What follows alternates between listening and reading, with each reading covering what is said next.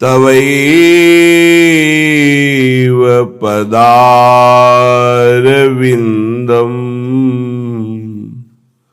प्रेमामृतैकमकरन्द रसौघपूर्णम्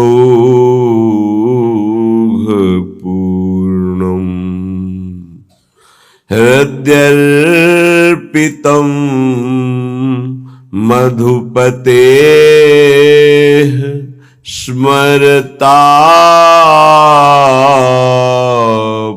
स्मरतापमुग्रम् निर्वापयत् परमो शीतलमाश्रयामि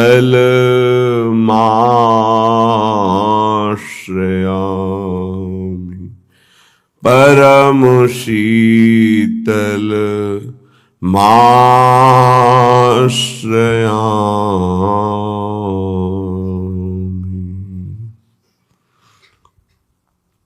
सोई तो बचन मोशों मानी तै मेरो लाल मोह्योरी सावरो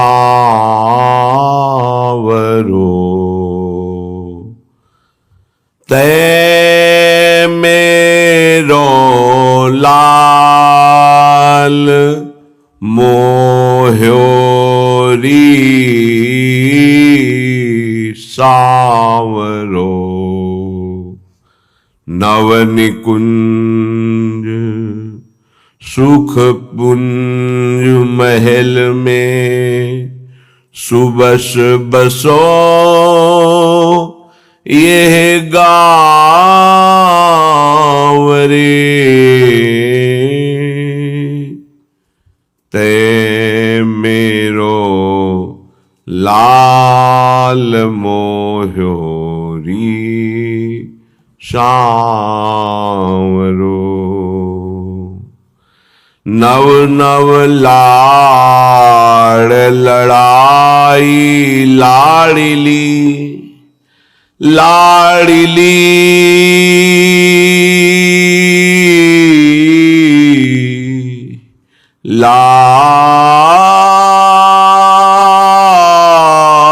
लाड़ली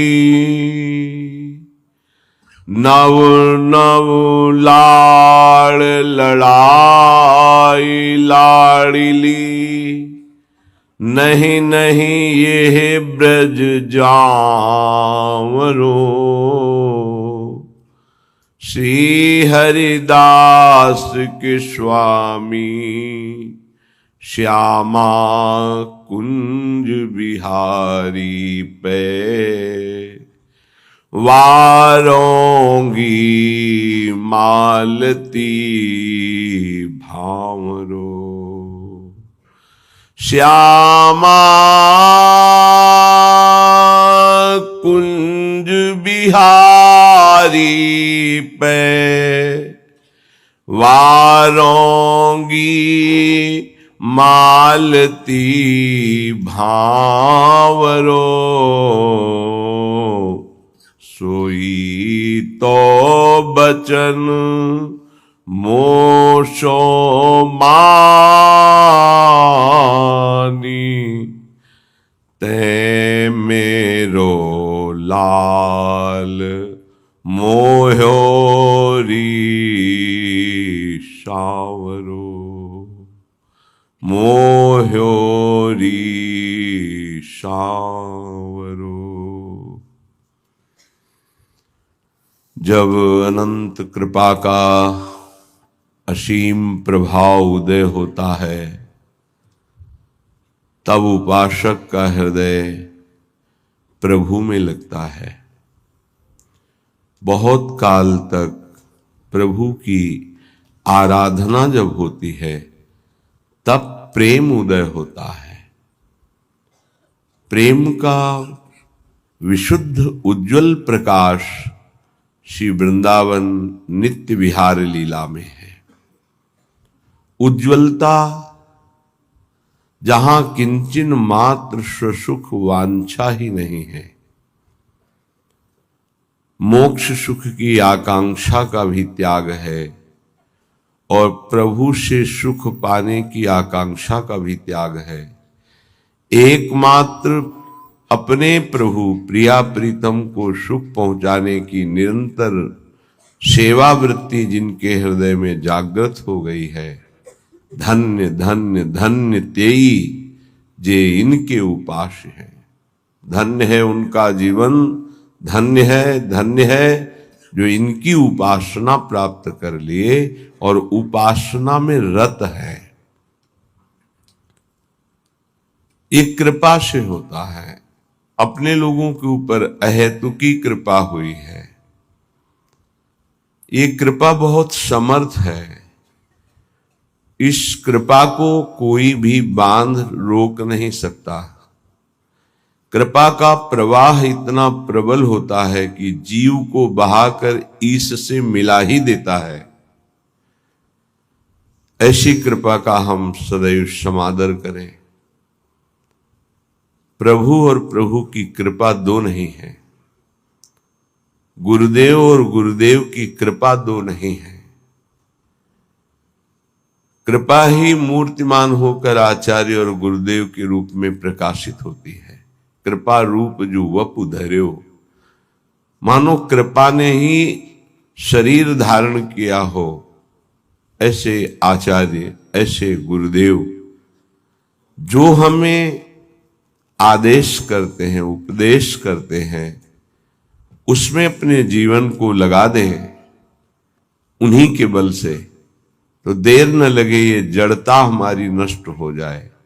जो देह से प्यार है, भोगों से प्यार है, माया से प्यार है, ये परिवर्तन होकर एकमात्र प्रभु से प्यार हो जाए। श्रीपाद प्रबोधानंद जी महाराज कह रहे हैं, गुणैः सर्वैर्हीनोऽप्यः मखिल जीवाधम तमो प्यशेषैर्दोषः स्वैरपि चवलितोर्दुर्मतिरपि प्रसादात् यस्यैवाविद्महोह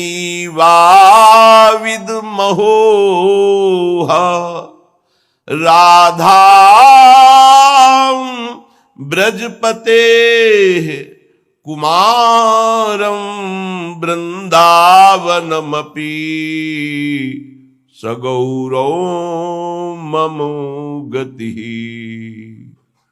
सगौरो मम गतिः। ऐसे गौरांग महाप्रभु चैतन्य देव को मैं बार बार हृदय से नमन करता हूं। वही हमारी गति है, जिन्होंने गुणैः सर्वहीनोप्यः मखिल जीवधाम तमोप्यशेषैर् दोषः स्वैरपि च वलितोर्दुर्मतिरपि। मुझ सर्वगुणहीन को समस्त चराचर जगत में सबसे बड़ा अधम मैं हूं, समस्त गुणों से हीन हूं, समस्त दोषों की खान हूं, महादुर्बुद्धि युक्त हूं, फिर भी महाप्रभु चैतन्य देव की हम पर कृपा हुई। ऐसा क्यों लिख रहे श्रीपाद? बड़ा उपहास करने की चेष्टा की महाप्रभु चैतन्य देव की। काशी में विराजमान अपने मठ में जहां हजारों शिष्य वेदांत दर्शन के अनुसार चलने वाले, ब्रह्मबोध की स्थितियां, जब महाप्रभु चैतन्य देव का यश प्रकाशित हुआ तो सुना एक सन्यासी होकर नृत्य करते हैं, कीर्तन करते हैं। ऐसा सभाओं के बीच में ऐसा नगर कीर्तन होता है, घर में बंद करके दरवाजा कीर्तन होता है। भगत लोग खूब अच्छे अच्छे पदार्थों का भोग लगाते हैं, बड़ा उपहास का भाव उनके अंदर आया। सन्यासी होकर ये नाचते हैं, गाते हैं, ऐसा। इनको तो एकांत में बैठ करके समाज चिंतन शून्य होकर आत्मस्वरूप में स्थित होना चाहिए। ये व्यवहार ये तो प्रारंभिक भक्ति के साधकों का होता है, ऐसा नहीं होना चाहिए। जो प्रेम की महिमा नहीं जानते हो, चाहे जितने बड़े ज्ञानी हो, उनकी भाषा बदल जाएगी। प्रेम एक अलौकिक दिव्य भगवत तत्व को भी अधीन करने वाली सामर्थ्य का नाम है। जहां भगवान की भगवत्ता का विस्मरण कर दे, जीव के जीवत्व का विस्मरण कर दे। अभी अहम ब्रह्मास्मि की सिद्धि वाले कैसे जाने? इन्होंने लिखा एक पत्र में महाप्रभु को कि जो कबूतर है वो कंकड़ चुनता है, बाजरा आदि चुनता है, इतना उसके अंदर विकार होता है। अच्छे अच्छे पदार्थ पाने वाला क्या निर्विकार हो सकता है? क्या ये संन्यास धर्म है? ऐसे कई बातें हैं। महाप्रभु के पास एक से एक सार्वभौम विद्वान विराजमान, भट्टाचार्य एक से एक विद्वान। कैसा सन्यासी, कैसे कैसे शब्दों का प्रयोग कर रहा है। संस्कृत में सार्वभौम भट्टाचार्य जी ने श्लोक लिखा कि तुम्हें यह ज्ञान है, आंतरिक स्थिति से तो मैं उत्तर नहीं दे रहा हूं, केवल बाहरी बात बता रहा हूं कि बड़े बड़े पशुओं का संहार करके स्वयं शिकार करके सिंह खाता है। कहीं कहीं आता है जीवन में एक बार संतान उत्पत्ति करता है, कहीं कहीं आता है वर्ष में एक बार। तुमने खुद लिखा ये बंदर, कबूतर, कई ऐसे जीव पाए गए जो बहुत ही ऐसा काम भाव उनके अंदर। क्या आहार प्रधान है काम में? क्या बाहरी दृश्य से किसी की स्थिति जानी जा सकती है? पर उनको अपने ज्ञान के आगे कुछ समझ में नहीं। सार्वभौम भट्टाचार्य जी ने कहा प्रभु आदेश कीजिए, पूरी काशी में सबको बैठाल कर अगर इनको परास्त न कर दे तो बता। बहुत अद्भुत विद्वान सार्वभौम भट्टाचार्य जी। एक कोई ग्रंथ था, उसका नाम हमें याद नहीं है। उस समय ना तो कोई ऐसे छापे थे कि छप जाए, और उस बड़े मोटे ग्रंथ को उनको प्राप्त करना था। तो गए तो वहां उनसे प्रार्थना की कुछ दिनों के लिए हमें दे दो। बोले कदापि नहीं। तो उनका फिर एक बार सुना दो हमें। उनका हाँ ये हो सकता है। एक बार सुनने मात्र से पूरा प्रारंभ से लेकर विश्राम तक पूरा ग्रंथ कंठास्थ कर लिया। ऐसे विद्वान महापुरुष। महाप्रभु से कहा प्रभु आपके विषय में इनको हम काशी में जाके महाप्रभु ने कहा नहीं, ये हमारी भक्ति का स्वरूप नहीं है। संयोगवशात कृपालु महाप्रेम स्वरूप चैतन्य देव जी काशी पधारे। अब एक भगत जो प्रबोधानंद जी से भी परिचय रखता था और महाप्रभु की सेवा में भी, वो नजदीक गया और कहा कि प्रभु पधारे हैं, चैतन्य देव आप कृपा करके मिल ले। वो इसलिए मिलाना चाहते थे कि बहुत अच्छे संत हैं, पर इनके मन में ऐसी भावना वेदांत को लेकर जो आई है, तो ये समझें कि वेदांत ही सर्वस्व नहीं, वेदांत के ऊपर भी कोई रस है जिसका नाम प्रेम है। उन्होंने कहा मुझे किसी से मिलने की आवश्यकता नहीं, मना कर दिया। श्रीपाद प्रबोधानंद, उस समय प्रकाशानंद सरस्वती नाम था। भक्त ने पहले चैतन्य महाप्रभु को प्रार्थना के द्वारा राजी किया कि प्रभु यदि श्रीपाद निमंत्रण दे दें तो आप कृपा करके उनकी सभा में पधारेंगे। तो प्रभु श्रीपाद पर कृपा करना ही चाहते थे। ये महापुरुषों का स्वभाव होता है कि जो उनकी निंदा, अवहेलना, अपमान करे उसका परम मंगल कर दे। ये उनका स्वभाव होता है, कोई नहीं जान पाएगा इस स्वभाव को।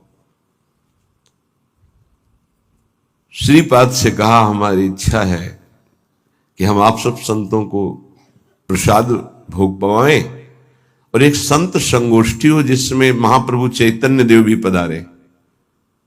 तुम कहा हाँ, इसमें मुझे कोई परेशानी नहीं, क्योंकि वो हमारे यहां आएंगे। मान बड़ा सूक्ष्म विषय होता है। इतना बड़ा ज्ञानी महात्मा और मान को अभी बांधे हुए है, यही बहुत मुश्किल होता है। तभी बड़े संतों ने कहा है, कंचन तजना सहज है, सहज त्रिया का नेह, मान बढ़ाए ईर्ष्या दुर्लभ तजनाए। ईर्ष्या से प्रेरित होकर निंदा की और मान के अधीन होकर उनके चरणों में नहीं गिरे जाके। जब ये कि हमारे आश्रम आएंगे तब उन्होंने कहा फिर को तो कोई बात नहीं, आने दीजिए। और उनको था कि सभा में बैठ करके हम उनको इस तरह की चेष्टाओं के लिए उनको कहेंगे तो वो खुद मानेंगे कि गलती है। बड़े ऊंचे मंच पर सभा बनी, सब संतों के गिरदे लगे हुए हैं, सब भगवत स्वरूप महात्मा होते हैं। सब इंतजार कर रहे थे केवल चैतन्य देव पधारे और शास्त्रार्थ शुरू हो। महाप्रभु तो प्रेम की साक्षात, जहां वो उच्च स्वर में बोलते थे, अमार प्राणनाथ कृष्ण, तो ऐसा लगता था कि प्रेम फैल रहा है, वर्षा हो रही। कोई ऐसा नहीं होता हा कृष्ण ना बोल दे। अमार प्राणनाथ कृष्ण, मेरे प्राणनाथ कृष्ण, नाम कीर्तन के बीच में जोर से महाप्रभु बोलते थे। दैन्यता तो कूट कूट के भरी हुई, क्योंकि स्वयं प्रभु है। प्रेम शिथिल शरीर, नेत्र घूर्णी प्रेम मद से, जैसे प्रियाजू की अंग कांति, ऐसे महाप्रभु चैतन्य देव की अंग कांति। गौर वर्ण देखे तो लुभायमान हो जाए, ऐसे कमल नयन, विशाल नेत्र। जीव ही पधारे तो किसी को कहना नहीं पड़ा कि खड़े हो जाओ। जितने सब थे उनकी रूप माधुरी को देखते ही खड़े हो गए। श्रीपाद फिर भी नहीं, कहा बैठो बैठो, आने दो ना उनको। एक भगवत प्रताप होता है, जैसे रावण की सभा में जब हनुमान जी को बांध के लाया गया तो सब खड़े हो गए आश्चर्यचकित होकर। किसी की हिम्मत नहीं थी कि आसन में बैठा रहे। इतने बड़े महापुरुष राम भक्त पधारे, सब खड़े हो। रावण सबसे बैठ जाओ बैठ जाओ, इसका सम्मान थोड़ी करना है। वो तो असत अविद्याग्रसित, लेकिन ये विद्या के पारंगत विद्वान, पर मान का कुछ ऐसा स्वभाव होता है कि वो अपने आगे किसी की नहीं चलने देता। महाप्रभु बैठ गए जहां सबके चरण धोए गए थे, वो उस जगह पर बड़ी शिथिलता है, प्रेम विवशता है। अब तो श्रीपाद के हृदय में जलन हुई कि अरे, इतने बड़े महापुरुष जिनका पूरे विश्व में यश फैल रहा है और वो ऐसे दैन्य। लगा धिक्कार है हमारे मान को। उठे और नजदीक गए और बाहु पकड़ी और कहा, स्वामी जी आप यहां क्यों बैठ रहे हैं, आप पधारिए ना। तो उनका नहीं प्रभु, आप गुरुजनों के सामने वहां बैठना मेरा उचित नहीं, मैं तो अपने नियत स्थान पर बैठ गया हूं प्रभु, उचित। ये जो दैन्यता का प्रभाव, लुट गए पर चरण नहीं पकड़ पा रहे थे, फिर भी मान रोक रहा था। सभा में जाके बैठे, कई वेदांत की बातें की, तो महाप्रभु हर वेदांत के प्रश्न का उत्तर श्री कृष्ण परख देते और कहा वेदांत सूत्रों की रचना और भाषा प्रकट करने वाले भगवान व्यास देव जी भी सब कुछ करके भी एक अशांति का अनुभव कर रहे थे। बाद में देवर्षि नारद जी की प्रेरणा से जब श्रीमद् भागवत श्री कृष्ण रूप माधुरी लीला माधुरी का गायन किया तो उनको परम विश्राम मिला।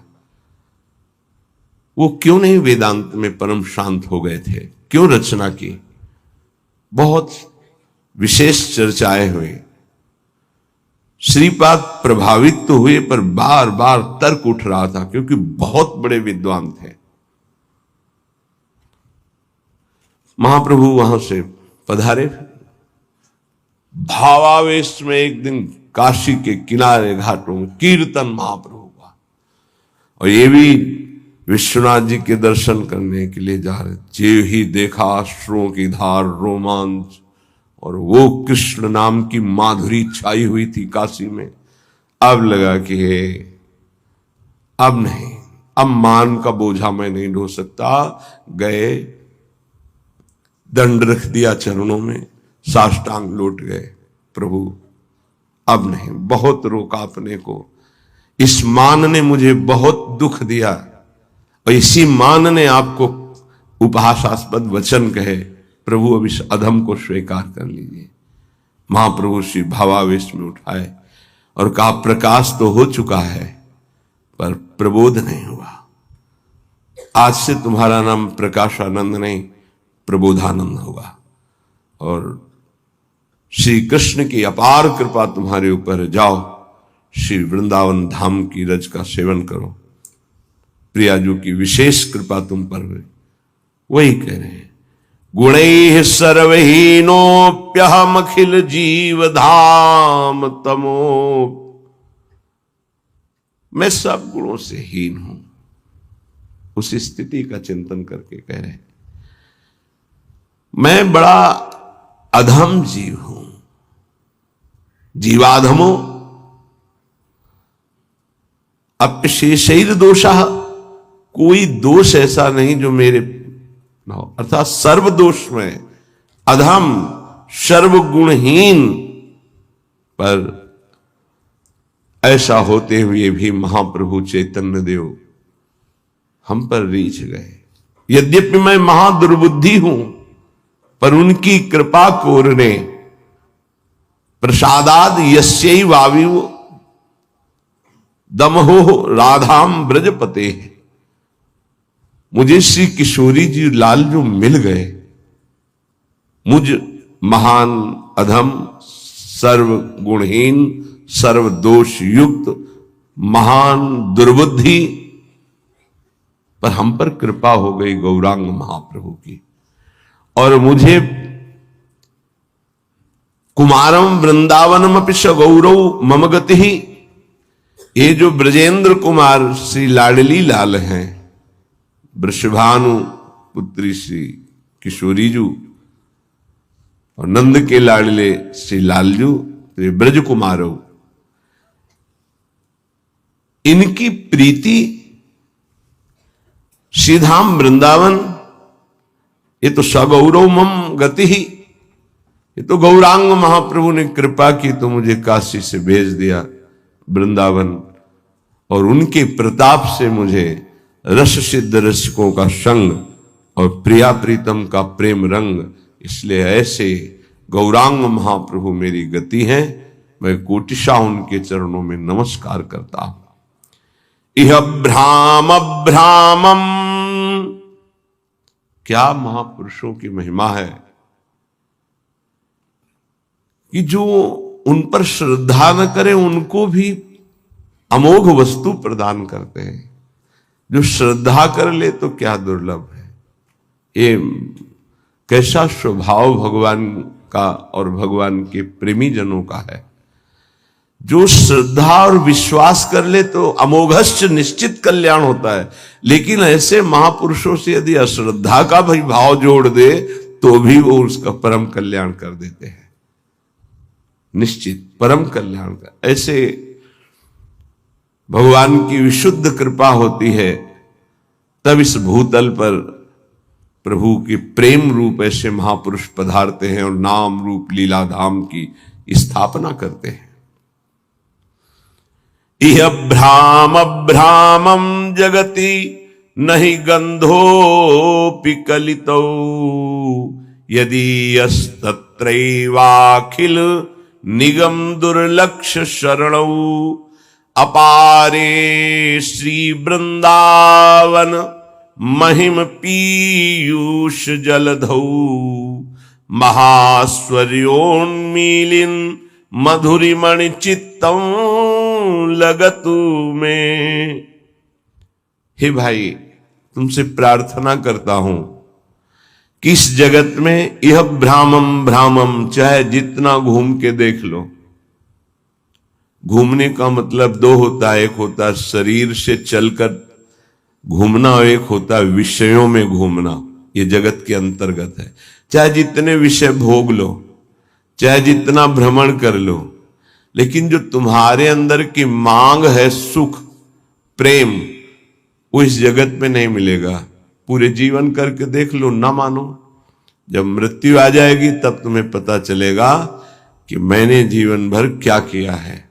उस समय परिणाम पता चलता है। कह रहे नहीं गंधोपि कलितो, तुम जो चाह रहे हो उसकी गंध भी नहीं है इस संसार में। और सब लगे इसी संसार में उसी को खोजने के लिए। क्या? सुख, जिसमें दुख का लेश भी नहीं, आत्यंतिक सुख। ये मोक्ष में है, ये परम पद में है, ये प्रियालाल के चरणों में है। संसार में इसकी गंध भी नहीं। खोज खोज कर अनंतों बार मर चुके हैं, इस बार भी मर जाएंगे, नहीं मिलेगा। यह भ्रामम जगति नहीं गंधोपि कलितो, खूब भ्रमित होकर के भोग लो, खूब भ्रमित होकर भ्रमण कर लो, इसकी गंध भी नहीं मिलेगी जिसकी तुम खोज कर रहे हो। क्या सुख शांति कभी किसी को पैसे से, भोगों से, नाना प्रकार की वस्तुओं से कभी नहीं हो सकती। पर ऐसा भ्रम है कि नहीं, इसी से होगी। सुख शांति के दाता भगवान से हम सुख शांति नहीं मांगते, मांगते हैं अशांति प्रदान करने वाले भोग, धन, वैभव, पद, प्रतिष्ठा। यदि यस तत्रैवाखिल निगम दुर्लक्ष्य शरणौ। और तुम्हें बता दें कि परम प्रेम सुख वेद भी नहीं प्रदान कर सकते। वेद भी जिसे नेति नेति कहते हैं, उन प्रभु को प्रेमाधीन किए हैं। और उस प्रेम का परिचय देवर्षि नारद जी कहते हैं, वेदान्नपि सन्न्यस्ति सा केवलम अवच्छिन्न अनुरागम लभते। जो वेद का भी संपूर्णतया संन्यास कर देता है, त्याग कर देता है, वो परम प्रेम को प्राप्त होता है। इसलिए कह रहे हैं यदि यस तत्रैवाखिल निगम दुर्लक्ष्य शरणौ। दुर्लक्ष्य है जिस रस की बात हम कर रहे हैं, वो वेदातीत है। अलक्षौ राधाख्यम निखिल निगमई रप्यति तराम। यदि यस तत्रैवाखिल निगम दुर्लक्ष्य शरणौ। इनकी सामर्थ्य नहीं है। ये भगवान की महिमा का वर्णन करके भगवत स्वरूप बना देंगे पक्का, पर प्रेम की प्राप्ति तो बोले फिर तो आगे बढ़ो, प्रेमी रसिक महापुरुषों का संग। अपारे श्री वृंदावन महिम पीयूष जलधौ महास्वर्योन्मीलन मधुरिमणि चित्तम लगत में। यदि तुम अपने हृदय की जो खोज है प्रेम और सुख, उसको पाना चाहते हो तो अपारे अपार ये विराजमान है। कहां? बोले श्री वृंदावन महिम पीयूष जलधौ, अमृत रस से भरा हुआ, अपार सुख से भरा हुआ महामहिम श्री वृंदावन धाम है। महा आश्चर्यमय माधुर्य प्रकाशित हो रहा है। महास्वर्योन्मीलन मधुरिमणि चित्तम लगत में।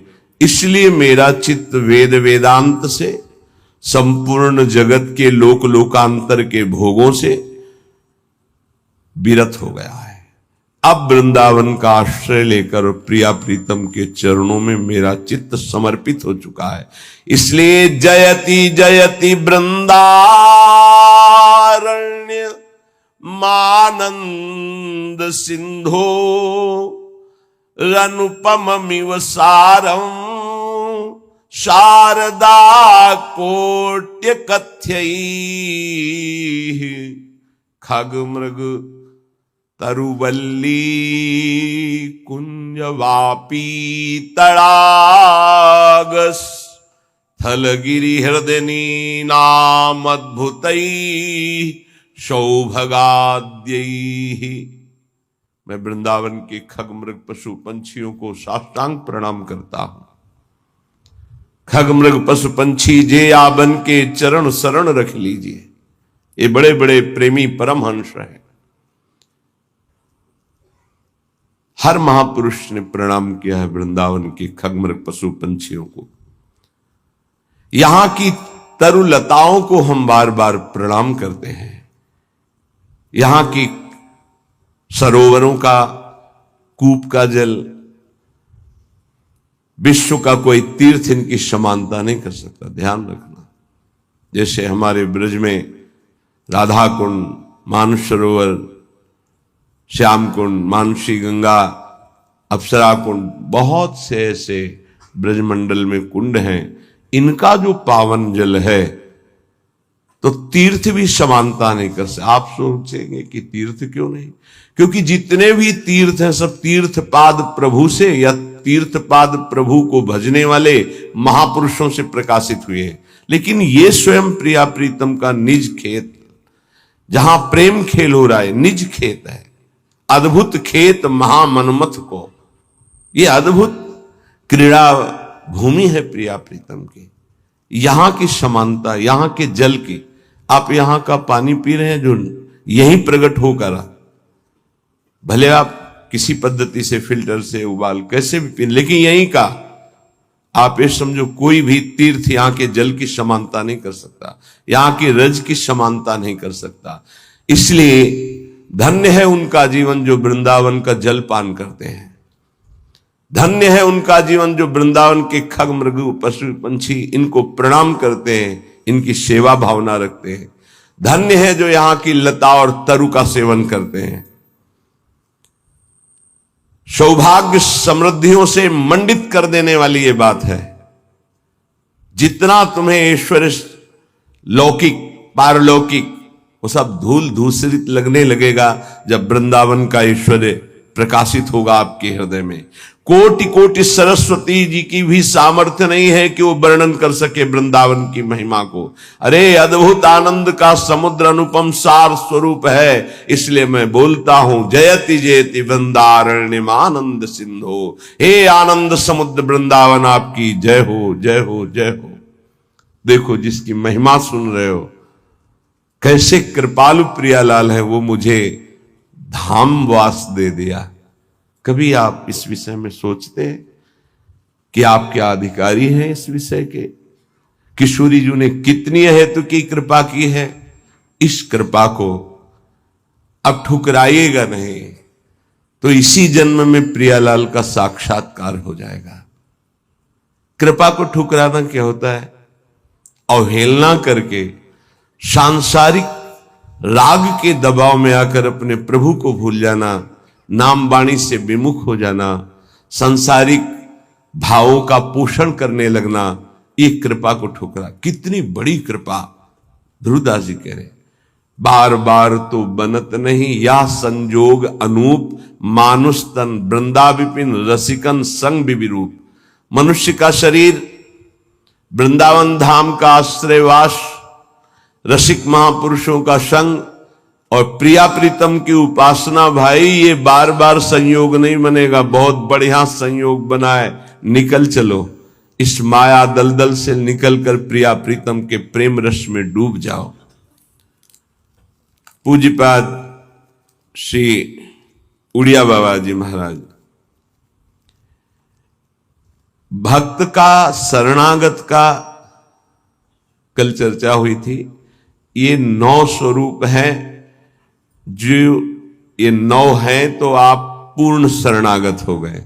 पूर्ण शरणागत तत्वबोध भगवत प्रेम कुछ दुर्लभ उसके लिए नहीं। पहला है दीनता, अत्यंत दैन्य स्वभाव होना चाहिए। दूसरा है निष्कपटता, वाणी से कुछ और बोल रहे हैं, हृदय में कुछ और है, आचरण कुछ और है। ऐसा शरणागत का स्वभाव नहीं होता। जो मन में वही, वाणी में वही, चेष्टा में, इसे निष्कपट व्यवहार कहते हैं। तीसरा सत्यता, सत्य ही उसका जीवन है। सत्य बोलना, सत्य आचरण करना, सत्य का संग करना, सत्वृत्तियों का ही आदर करना, असत का त्याग करना। चौथा, सर्व समर्पणता। मेरे प्रभु के सिवा कोई दूसरा नहीं, ये सर्व समर्पणता है। मेरे तो गिरधर गोपाल, दूसरो न कोई। ये हृदय से बैठा लो, दूसरो न कोई। अगर दूसरा कोई हृदय में रहेगा तो शरणागति पुष्ट नहीं होगी। सर्वाधारता, सबका आधार, कोई कैसा भी हो, यदि उसकी शरण में आ जाए तो वो दुलार ही करेगा भगवान का जो शरणागत है। सर्वाधारता, सबका आधार। जैसे पृथ्वी ऐसे वो भक्त सबका आधार। घोर से घोर पापी नीच से नीच आ जाए। जैसे कई ऐसे विक्षिप्त चित्त से संतों का सानिध्य प्राप्त करते हैं और समाधिस्थ चित्त वाले हो जाते हैं। ये सर्वाधारता, भगवान का शरणागत सबका मंगल करने की सामर्थ्य रखता है। किसी से हमारा वैर नहीं, कोई हमारे घृणा नफरत का पात्र नहीं। जैसे कोई कुछ बातें ऐसी होती हैं जिनको नहीं समझने के कारण लगता है ये सपोर्ट क्यों करते हैं। जिससे वो कह रहा है कि मुझे अमुक अमुक वस्तु चाहिए, मैं भजन करूं। हाँ हाँ पक्का मिलेगी, तुम भजन में लगो। किसी भी तरह से सकाम हो या निष्काम हो, मेरे प्रभु से जुड़ जाए, उसका मंगल होता है। श्री सुखदेव जी परीक्षित जी से कहते हैं, काम, स्नेह, क्रोध, लोभ, किसी भी तरह से द्वेष, वैर, कैसे भी मेरे प्रभु से जुड़ जाए। वृत्तियां सच्चिदानंद से जुड़ती, इसलिए सच्चिदानंद की प्राप्ति उसकी हो जाती है। ये बड़ा सूक्ष्म विषय, बाहरी व्यवहारिक नहीं समझ। सर्वाधारता, कोई भी किसी भी भाव से आए उसका आधार भक्त होता है। चिंता मत करो, भगवान बड़े कृपालु हैं। बहुत जल्दी परम मंगल हो जाएगा। सकामता से अगर प्रभु के चरणों में गए तो निष्कामता आने में देर नहीं लगेगी। अगर निष्कामता सत्संग से प्राप्त हो गई तो भगवत साक्षात्कार के लिए अब ज्यादा समय नहीं रह गया। निष्कामता में भगवत साक्षात्कार होता है। सकामता से प्रभु से अगर हम जुड़े तो निष्कामता अवश्य प्राप्त हो जाती है, क्योंकि मेरे प्रभु का प्रभाव ऐसा है। इष्ट देव का पूर्ण विश्वास, छठवां। सातवां, सर्वा आराध्यता। अपने आराध्य देव में इतना तन्मय है कि सब उसकी आराधना करते हैं। ये शरणागत का लक्षण है। सब उसे प्यार करने लगते हैं। सर्वा आराध्यता, ये सद्गुण प्रकाशित होता है। जैसे सर्वाधारता, सबका आधार, ऐसे सर्वा आराध्यता, उसके ऐसे सद्गुण प्रकाशित होते हैं। उसका ऐसा प्रभाव स्वभाव कि सब उसकी आराधना करते हैं। आठवां, इष्टानन्यता, एक भरोसो, एक बल, एक आस विश्वास। नवां, निज स्वरूप विस्मरण, अपनी भी याद गई, केवल अपने इष्ट देव की याद। देखो, वेदांत में निज स्वरूप स्मरण, प्रेम में निज स्वरूप विस्मरण। मैं श्यामा श्याम की सेवा कर रहा हूं। कई बार सत्संग में कहा, अगर शब्द पकड़ाओ, उपासक की जब सेवा सिद्ध होगी तो मैं सेवा कर रहा हूं ये गायब हो जाएगा। केवल सेवा और सेव्य, सेवा हो रही, सेव्य, मन सेव्य, बुद्धि सेव्य, चित्त सेव्य, इष्टाकार वृत्ति, अपनी हूं सुधि ना रही, एक रहे हो नंदलाल। तो इष्ट देव का निरंतर जो चिंतन करते हैं, सत्संग करते हैं भगवत प्रेमी महात्माओं से, तो उनको ये 9 प्रकार की शरणागति पूर्णता कराने वाली प्राप्त हो जाती है। फिर तो इतना आनंदमय जीवन होता है, जैसे खाण का खिलौना है, चीनी का, दीपावली में वो प्रकाशित होता है, घोड़ा बने हुए और उसमें बैठे हुए। तो चाहे जहां से शुरू करो, मीठा ही मीठा है। उसमें मीठा ही है, दूसरा कुछ नहीं है। ऐसे ही उपासक को संपूर्ण विश्व आनंदमय अनुभव होने लगता है, क्योंकि भगवदाकार वृत्ति है, इष्ट के सिवा कोई नहीं। उसका उठना बैठना चलना फिरना खाना पीना सोना जागना सब आनंदमय होता है। और यही हम चाहते हैं कि हम सर्वानंदमय हो जाए, लेकिन भोगों को भोगने से नहीं, संसार के चिंतन से नहीं, रुपया के बल से नहीं, बुद्धि के बल से नहीं, भगवत भक्ति के प्रभाव से सर्वानंदमय हो जाएंगे, दसों दिशाएं आनंदमय हो जाएंगे। नाम जपत मंगल दिशि दसहु, दसों दिशाएं उसके लिए मंगल भवन हो जाएंगी, जो नाम जप कर रहा है, भगवान के चिंतन में है। भक्ति का आधार श्रद्धा है। ये बहुत हल्की होती है। कपूर ऐसे है ना, बाहर रख दो उड़ जाएगा, उसको पैक करके रखा जाता है। ऐसे गुरु श्रद्धा, इष्ट श्रद्धा, इसे बहुत छुपा के रखा जाता है। जीव देहाभिमानी है, उसको जहां थोड़ा भी गुरु का प्यार प्राप्त हुआ, इष्ट का प्यार बताना शुरू कर दिया। आज स्वप्न में हमने देखा था ऐसा, हो भगवान आए थे, ऐसा आए थे, वैसा। हमको तो ऐसा ऐसा अनुभव गया, जैसे कपूर को बाहर रखो उड़ गया, खत्म। अब देखना तुम्हारे स्वप्न में क्या आता है, अब देखना तुमको कैसा गुरु प्रेम अनुभव में आता है, राग द्वेष उत्पन्न हो जाएगा। श्रद्धा ही भक्ति का आधार है। अपने आराध्य देव की श्रद्धा को गुप्त रखा जाता है।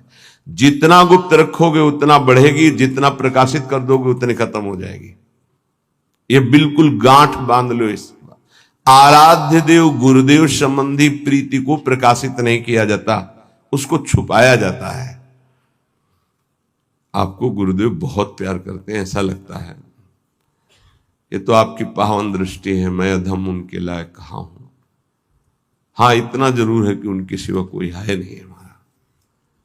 ऐसे आराध्य देव इष्ट देव के बाद इतनी बात, उनकी कृपा का बार बार अंतर में स्मरण, तो वो बोलना नहीं, अगर बोल दिया तो वहीं से आप देख लेना, स्मरण खत्म हो जाएगा, वो प्रभाव खत्म हो जाएगा, स्वप्न आना खत्म हो जाएगा।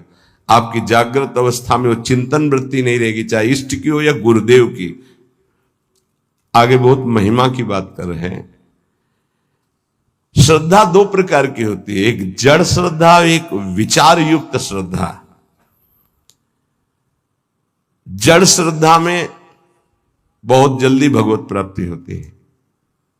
हमें कुछ पता नहीं संसार क्या है, कुछ पता नहीं स्वरूप क्या है, हमें कुछ नहीं जानना कि ज्ञान मार्ग क्या है, कर्म योग मार्ग क्या है, या अमुक अमुक, मुझे कुछ नहीं जानना। नहीं तो क्या, बस मेरी प्रिया जो, इसे जड़ श्रद्धा कहते हैं। कुछ नहीं जानना हमको, हमारी श्यामा जो, राधा राधा राधा राधा बोले, इनको बहुत जल्दी भगवत प्राप्ति होती है, क्योंकि बहुत विचित्र बुद्धि का विलास है। विद्वता आ जाए तो बहुत खतरा है। ज्यादा जानकारी, ज्यादा विद्वता खतरा है, वो संसार में फंसा देगी। जिसको यह है कि मुझे कोई ज्ञान नहीं, बस मेरी प्रिया जो, मेरी प्रिया जो, बहुत जल्दी भगवत प्राप्ति हो जाएगी। एक होती विचार युक्त, ज्ञान विज्ञान संपन्न विचारवान। ये जो जड़ श्रद्धा वाला है, यदि इसे कुसंग मिल जाए तो बड़ी जल्दी नष्ट भी हो जाएगा। ये ध्यान रखने का विषय है। जड़ श्रद्धा से बहुत जल्दी भगवत प्राप्ति होती है। जड़ श्रद्धा में, ये लो तुम्हारे ठाकुर जी हैं, सिलपिल्ले बाई को पत्थर का टुकड़ा दे दिया, उसी से भगवत साक्षात्कार हो गया। कितने ऐसे महापुरुषों का वहां विचार थोड़ी है कि ये तो पत्थर का टुकड़ा दिया, कोई आकृति नहीं, कोई शालिग्राम नहीं, कोई नर्मदेश्वर नहीं, गुरुजी ने हमको तो फुसला दिया, फुसला दिया। ये जड़ श्रद्धा में विचार नहीं, एक है विचार युक्त श्रद्धा, एक है जड़ श्रद्धा। इससे बहुत जल्दी भगवत प्राप्त। एक संत भगवान को देखा कि वो एक तौलिया, बड़ी तौलिया, उसमें सैकड़ों छेद थे और बहुत पुरानी और मलिन थी कि अगर शायद ऐसे करो तो नुच जाए। वो ऐसे सर पे डाले रहते थे। प्रायः हम उनको उसी में देखते थे। एक दिन कहा ये तौलिया पुरानी हो गई, नई मंगा दे आपको। तो उन्होंने कहा नहीं नहीं, ये तौलिया आप जानते हो हमारे गुरुदेव की है, गुरुदेव ने दिया था। क्या अद्भुत गुरु निष्ठा! गुरु ने अपने प्रयोग की हुई तौलिया दे दी तो जीवन भर ऐसे। ब्रह्मावर्त बिठूर में एक आश्रम में उन संत भगवान का हमें नाम स्मरण नहीं, दर्शन करने गए थे। तो गुरु की लंगोटी से गुरु की पादुका छाती में हर समय बांधे रहते। ऐसा श्री सीताराम ओंकारनाथ जी महाराज की भी जो स्वरूप में पाया गया कि वो अपने गुरु की पादुका यहां बांधे हुए थे। नवीन नवीन प्रश्न किया कि ऐसा, बस उन्होंने इतना ही कहा कि इससे हमारे हृदय में रहता है मेरे गुरुदेव मेरे छाती से लगे। इसे जड़ श्रद्धा कहते हैं। विचार की जरूरत नहीं है। गुरु प्रसादी, गुरु वस्तु, इष्ट प्रसादी, इष्ट वस्तु, ये जीवन बन जाता है, ये जीवन हो जाता है। उसमें विचार की जरूरत नहीं। बिना ही विचार करी शुभ जानी। हमारी आसक्ति इतनी हो जाए कि विचार करने की गुंजाइश न रह जाए इष्ट और गुरु में। लेकिन ऐसे साधकों के लिए गिरने की भी बहुत चांस जोरदार होते हैं। तुम देखो ना, तुम्हें कोई ठाकुर जी दिए हैं क्या? ये पत्थर है, तुम्हें फुसला दिया, अच्छा तो अब विचार रहित है, विचार जागृत नहीं हुआ तो भटक भी सकता है। पूज्य बाबा कह रहे हैं उपास्य के विषय में यदि कोई तर्कना करने वाला मिले तो उससे भाग पड़ो।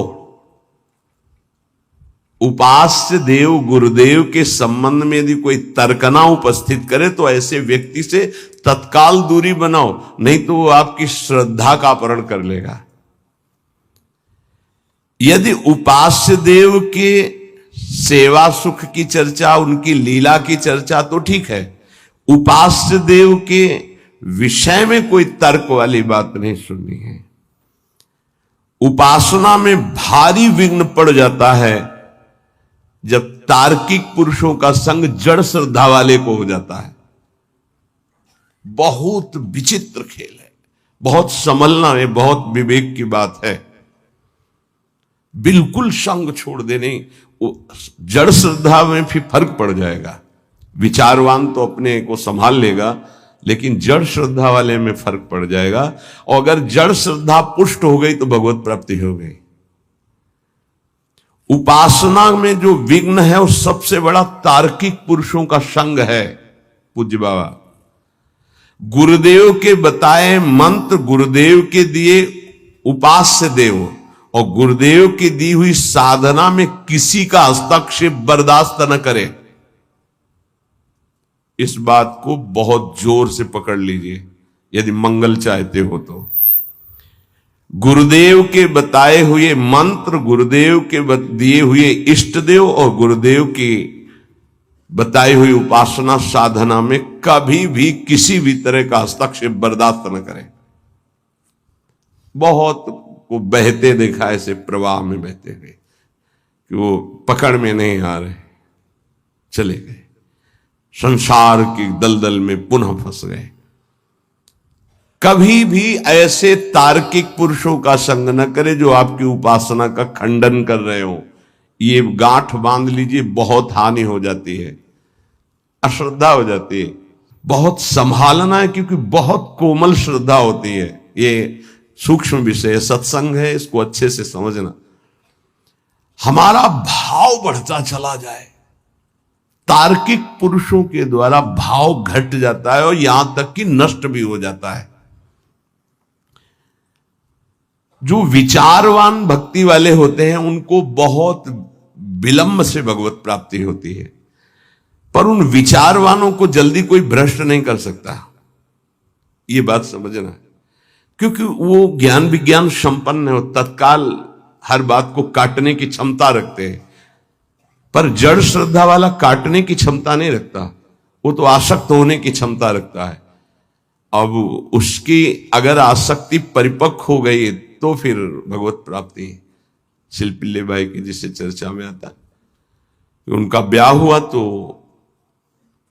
वो अपने वही जो पत्थर का टुकड़ा उसे ठाकुर जी मानकर गुरुदेव जी ने दिया था, तो वैसे ही सजा कर ऐसे साथ, तो पति ने देखा बार बार, तो वो पति की तरफ देख ही नहीं रही थी जब नया ब्याह हुआ, तो उसने सोचा क्या है इसकी गोद में जो हमारी ओर ये देख ही नहीं पा रही, क्या है? बोले हमारे ठाकुर जी है। एक नदी पास में थी, लिए ऐसे फेंक दिए कि हमारे और आपके बीच में यही है ना बाधक, फेंक दिया। आप तो उसके प्राण व्याकुल हो गए, मेरे प्रभु। ये देखो, जड़ श्रद्धा है पर आसक्ति प्रबल हो गई, श्रद्धा प्रबल आसक्ति में बदल गई। घर ले गए, ना आंख खोलना, ना बात करना, ना पानी पीना, ना भोजन पाना। जब बहुत विनय की तो आंख खोल के कहा मैं अपने प्राण त्याग दूंगी, एक बूंद जल नहीं लूंगी यदि हमारे ठाकुर जी नहीं आए। अब समस्या है, नई बहू है, अगर नहीं तो फिर प्राण त्याग देगी, फिर वापस रहेंगे। तो उनका यदि तुम्हें इतना प्रेम है तो बुलाओ ना अपने ठाकुर जी को। जल में फेंक दिया है, अरे वो पत्थर है, पत्थर का टुकड़ा है, कोई भगवान नहीं, तुमको ऐसे केवल बहकाया गया है, तुम्हारे गुरु ने तुमको बहकाया, कोई भगवान नहीं है वो। तो उन्होंने कहा ऐसा नहीं, आप एक शब्द ऐसा मत बोलिए। और ऐसे बाह करके जे ही पुकारा तो वही जल से निकल कर ऐसे आए और श्री कृष्ण रूप धारण करके हृदय से लगा लिया। जड़ श्रद्धा, जड़ श्रद्धा का मतलब विचार की गुंजाइश ही नहीं, मेरे प्रभु, मेरे गुरुदेव, बस मेरे सर्वस्व, वहां विचार नहीं। यद्यपि जड़ श्रद्धा सरल भक्त हृदय को भगवान बहुत जल्दी मिलते हैं, जैसे अढ़िया जी का सुनाया था। जैसे एक भक्त बस सुन लिया कि चतुरासी जी के गायन से प्रियालाल का रूप साक्षात्कार होता है, छुटी 84 भ्रमंते निर्खय जुगल किशोर, तो एक ही पद बनी श्री राधा मोहन जी की जोरी, गाय चरा रहा है, गा रहा है बार बार यही बनी श्री राधा मोहन जी की जोरी। पीछे से नूपुरों की धुनी आई तो मुड़ के देखा थे गौर श्याम जोरी पीछे पीछे चल रही। जैसे पूज्य महामहिम श्री जयदेव जी का रचित गीत गोविंद की महिमा है कि जब गीत गोविंद, तो पीछे ठाकुर जी, वो एक बालिका मालिन की थी, पीछे ठाकुर जी। चतुरासी जी की महिमा ऐसी है, प्रिया प्रीतम, अक्षर अक्षर में श्यामा श्याम विराजमान, पीछे मुड़ के देखा तो प्रिया प्रीतम, बात की प्रिया प्रीतम ने। मदन टेर पे लता भवन में हरिवंश चंद्र जो मेरी सेवा में रहते, उनको बोल दो जाकर भूख लगी है, कढ़ी ये बनाकर भोग लावे। वो आकर महापुरुष से बोले कि जुगल जोरी सरकार ने ऐसा ऐसा, तुम्हें कैसे मिले?